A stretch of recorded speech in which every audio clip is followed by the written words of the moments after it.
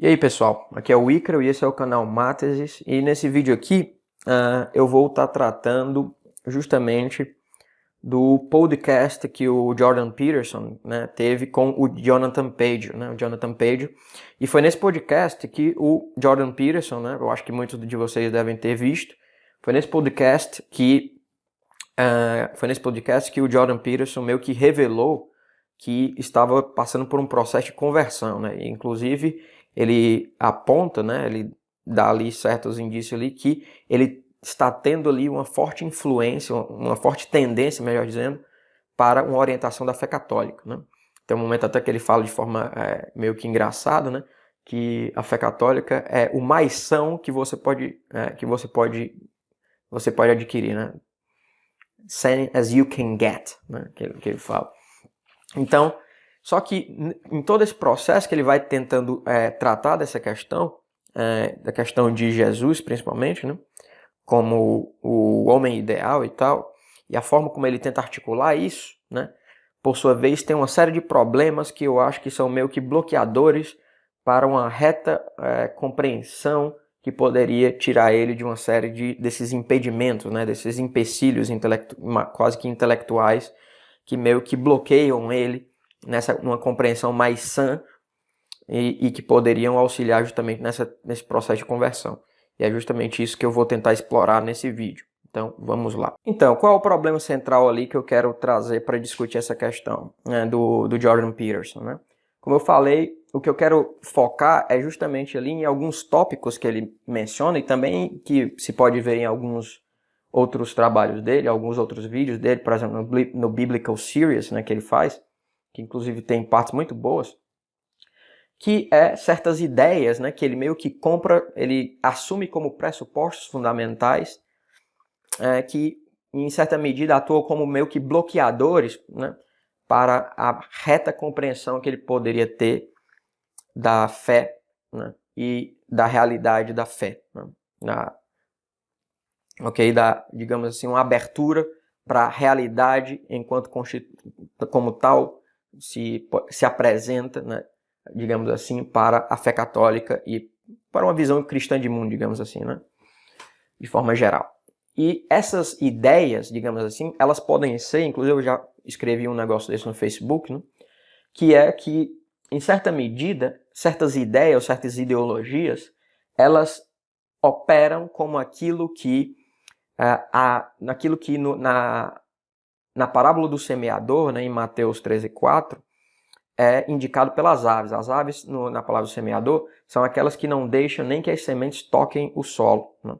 E, em certa medida, a gente pode ver essas aves, né, elas podem ser entendidas simbolicamente como justamente essas ideologias, né? As ideologias podem ser interpretadas justamente como essas aves que apanham, né, a semente antes mesmo que ela chegue ao solo, né? E eu acho que isso ocorre justamente no caso do Jordan Peterson. E entre essas ideias, né, que eu acho que meio que operam como essas aves, né, que não deixam que a semente caia no solo, é justamente essa coisa dele de ter um enfoque fundamental e achar que a pessoa humana, o núcleo da pessoa humana, é a consciência, é o sujeito, a subjetividade, né? E a partir da subjetividade é que a dimensão do significado surge a partir da subjetividade. A subjetividade é que dá sentido ao mundo, né? Que é justamente quando ele fala, por exemplo, quando ele fala da questão da união entre a dimensão narrativa e a dimensão objetiva, né? Que é justamente quando ele vai tratar, por exemplo, da interpretação dele, junguianamente orientada, né, de que Jesus é o homem ideal. E nele, você vê, em certa medida, a união, né, a junção plena entre a dimensão narrativa, né, que é o reino da moralidade para ele, o reino do significado, o reino do sentido, do meaning, né, e o reino objetivo, que se ele reduza o mundo, a realidade, a simplesmente aquilo que é cientificamente e naturalisticamente tratável, né? E aí já entra justamente uma outra orientação. Então daí a gente pode indicar dessa compreensão que ele começa a traçar justamente dois pressupostos que atuam como essas aves que não deixam que a semente caia ao solo. A primeira é justamente uma orientação que me parece nem plenamente conceptualizada por ele. Ele meio que assume isso de forma meio que ingênua, teoricamente ingênua, que é aquilo que o Heidegger, né, chama de filosofia da subjetividade, ou seja, uma filosofia que toma como o sujeito como aquele pelo qual dá significado ao mundo, ou sentido ao mundo, ou seja, o mundo, né, só tem significado na medida em que ele é constituído por um sujeito que o dá sentido. Ou seja, o sujeito é a fonte primordial, né, da realidade do mundo. Né? Inclusive, tem uma carta que eu gostaria inclusive de ler para vocês terem uma ideia da coisa, que é uma carta que o Heidegger, você deve perceber que eu não sou muito fã de Heidegger, né? Então, para eu estar citando ele é justamente porque eu julgo ser pertinente. Então, o Heidegger enviou uma carta para o Husserl, né, em 1927. E o Husserl, justamente o Edmund Husserl, é justamente aquele sujeito, né, que levou às últimas consequências. Né? Ele foi até o limite dessa filosofia da subjetividade. Né? Porque a filosofia da subjetividade ela nasceu na modernidade, ali no cartesianismo, né, na figura de Descartes. Né? E ela foi, na própria modernidade, desenvolvida, né, até o seu ponto fulcral ali, de virada fundamental, em Kant, né, na crítica da razão pura.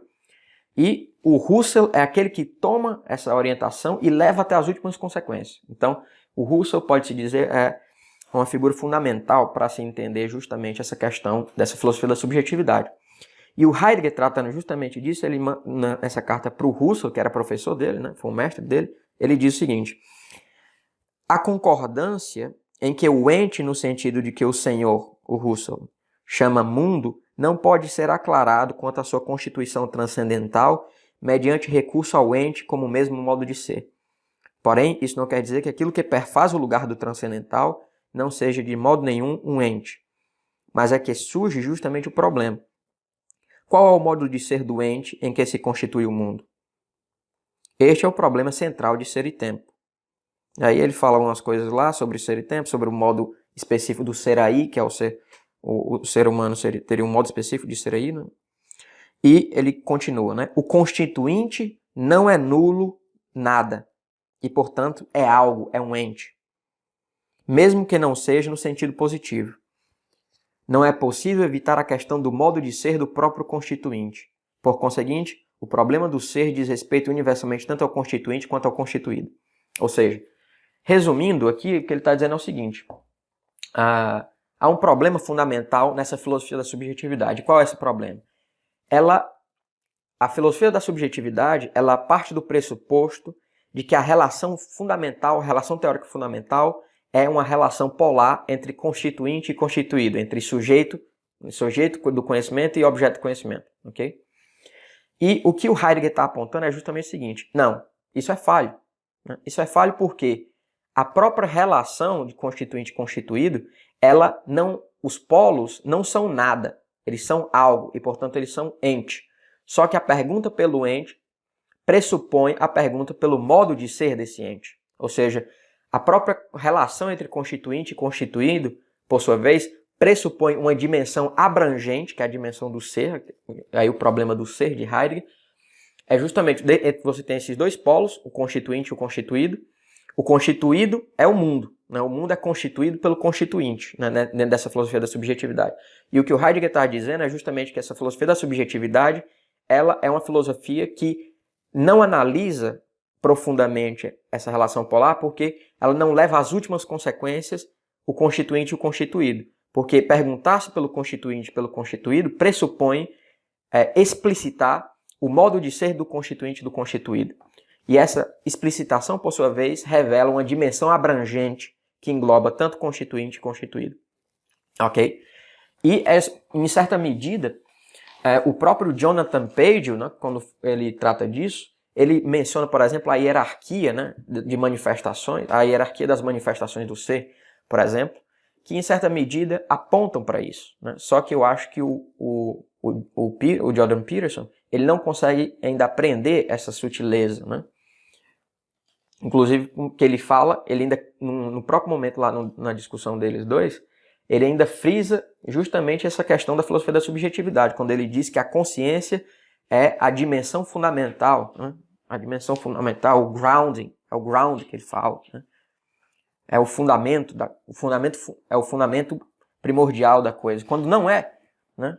É justamente isso que ele teria que se livrar, né? Ele teria que se voltar justamente para uma discussão metafísica mais fundamental, né? E que justamente trataria desses pressupostos ingênuos que ele acaba aceitando. Então esse seria o primeiro ponto, né? Para eu não me estender aqui, eu vou ter que passar logo para o outro, né? Mas eu posso fazer um vídeo tentando explicar melhor essa questão do problema do ser, tentando, inclusive, indo para além do Heidegger, né? Para quem não quiser entender um pouco mais aí, eu não trato especificamente, mas algumas ideias ali estão condensadas ali no meu vídeo sobre o que é metafísica, né? Que eu trato um pouco dessa distinção entre ontologia e metafísica. Então, o segundo ponto, né, que eu já mencionei, é justamente o naturalismo e o naturalismo / cientificismo. Ou seja, a dificuldade ali que a gente observa em todo aquele drama, fora o drama existencial, né, que você vê também nele, quando ele menciona essa questão da dor, né, da figura de Cristo e tal, mas também por ele, ao mesmo tempo, ter ele vê na vida dele, ele ser um cara, ele vê na própria vida dele alguém como alguém abençoado, ele ao mesmo tempo está experienciando uma dor constante, né? Então ele meio que tem uma tensão existencial com relação a isso, com relação a essa dor que ele está sofrendo e com a questão da misericórdia de Cristo, né? Eu acho que, na verdade, Cristo já é a resposta para isso, não é o problema, né? A fé católica, na verdade, não seria um problema, na verdade, seria a solução para essa dor, né? Seria justamente através dela, né, que nós participamos, ou seja, essa dor seria um modo de participação no sacrifício de Cristo, né? E isso, ela seria, nessa medida, ela seria uma resposta, ela não seria o problema. Então, aí estaria também uma falta de compreensão nisso. E o segundo ponto que eu queria mencionar era justamente a questão do naturalismo, né? Porque tem certos momentos que ele diz que ele não consegue compreender certas coisas com relação a Jesus, que o próprio Deus se fez carne e foi crucificado e sofreu por nós e tudo. E para isso, para ele é meio incompreensível, ele não consegue compreender muito bem. E eu acho que isso também vai justamente no ponto de um vídeo que eu também já fiz, né, que foi justamente num vídeo que eu fiz tentando esclarecer alguns pontos ali, num vídeo sobre o Monark e o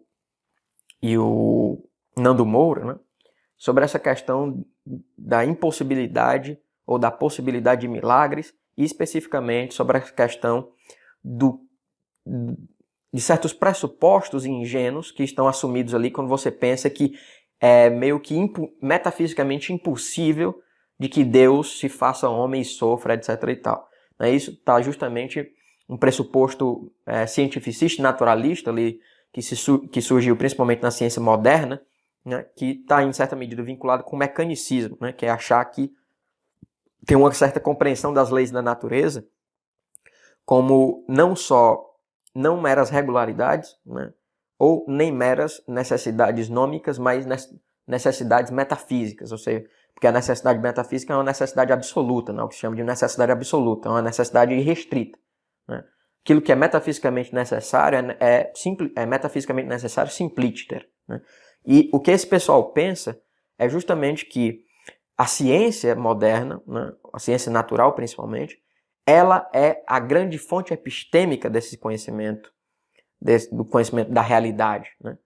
E nessa medida, como eles pensam que o conhecimento, as verdades científicas são verdades necessárias, eles acabam concluindo daí que as necessidades das leis da natureza, ou decorrência da lei da natureza, né, que são verdades necessárias, fisicamente necessárias, são também metafisicamente necessárias, né? E eu mostro nesse vídeo, para quem quiser ver, para não ficar aqui me adiantando, explicando isso novamente, veja lá meu vídeo sobre essa questão das leis da natureza e milagres, etc., que eu tento desenvolver ali uma resposta justamente nessa orientação e mostrar justamente que não mostrar um argumento, né, que as leis da natureza, né, eu trato ali, por exemplo, da lei dos quadrados, né, que é a lei da gravitação universal, que tomando esse caso, se pode mostrar justamente que leis fundamentais da natureza, como a própria lei da gravitação, embora elas sejam fisicamente necessárias, elas não são metafisicamente necessárias, né? Elas são fisicamente necessárias, mas metafisicamente contingentes. E o que importa para essa nossa discussão aqui é justamente o seguinte, né? O pressuposto ali que está admitido é que a realidade física, a realidade natural, ela é regida por um mecanismo inviolável, né? E que, mesmo que a gente assuma esse suposto Deus, ele não poderia transpassar essas leis, né? E essas leis seriam, como eu disse aqui, metafisicamente necessárias, elas seriam inquebrantáveis, né? E o que eu mostro, se você for ver nesse vídeo, é justamente que esse pressuposto não tem tanta sustentabilidade, né? Mesmo se você pegar muitos naturalistas, né, eles nem defendem esse tipo de coisa, né? Somente gente que não estudou muita coisa sobre esse assunto, por exemplo, Richard Dawkins e Christopher Hitchens, essa gente assim, baixo nível mesmo, que pensa que as leis da natureza são desse tipo, né? Tem essa força modal absoluta, né? Tem muito naturalista que inclusive defende que as leis da natureza não passam de regularidades, né? Regularidades humeanas, ok? Então, nesse contexto aí, não faz o menor sentido você sustentar que milagres são completamente, metafisicamente impossíveis, ok? Então, eu acho que, voltando aqui para a questão do Jordan Peterson, né? O que acontece ali no caso do Jordan Peterson, pelo menos no que diz respeito a certa compreensão da dimensão divina do mundo, né? Uma ordem superior que abrange o mundo e que essa ordem superior justamente aponta para Deus, é justamente porque ele adota pelo menos dois pressupostos ingenuamente adotados, que é justamente uma espécie de subjetivismo, né? Em que a consciência ou a subjetividade é a doadora de sentido do mundo, né? O mundo, por sua vez, é só essa coisa que é regida por essa coisa que a ciência diz, né? E que, por sua vez, o significado das coisas é dado por esse sujeito fundamental, esse sujeito transcendental, né? Que é o doador de sentido, é o constituidor, é o constituinte transcendental, né? É aquele que pega o mundo, né, que é o constituído, e o dá sentido, né? Ok? E, por sua vez, essa orientação meio cientificista também, né? Eu, inclusive, tenho um vídeo também aqui que eu apresento o dilema do cientificismo, apresentado pelo Edward Feser, né? Eu também tenho um outro vídeo para isso, então você pode procurar também, que seria esclarecedor sobre essa questão também.